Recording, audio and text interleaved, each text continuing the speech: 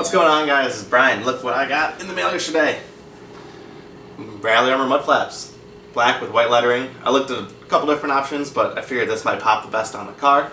Got these because obviously they look good, but also, you know, they do protect your paint. So I'm going to install these today. I'm not going to do really an install video on it because SubiSpeed, where I got these from, has a really in-depth install video, which is not really a point.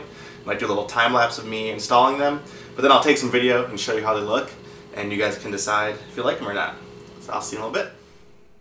So I'm working on the driver front side of my car right now. And as you can see, I took off those 3 little plastic screws so you can get behind the trim and put these 3 little plastic clips, which is something that you will screw the screws into once the mud flap is on.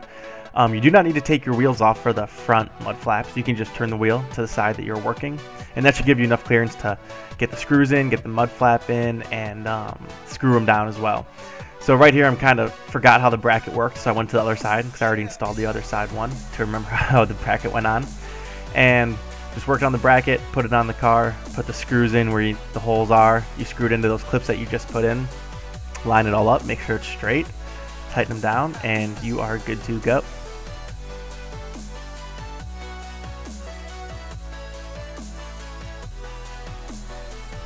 And now moving to the rear, you can see my lovely pink boxers for this entire scene. So first off, I actually put on the mud flaps the best I could with like hand tightening stuff down on the back. You know, it was kind of almost the same process as the front with some clips and removing the trim. Put it on first, then I loosened my bolts on the ground of the wheel and then jacked it up, put jacks down underneath, took the bolts off. And then as you can see here, I'm kind of going back and just screwing everything down tightly as need be, making sure it's all straight as well. So for the back, you will have to take the wheel off in order to screw everything down.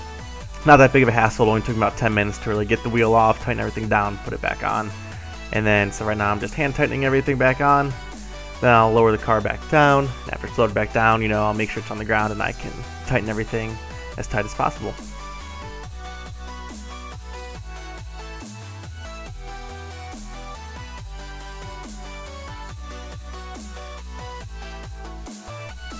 So overall, I really like how it turned out. I like how the white lettering pops on the black.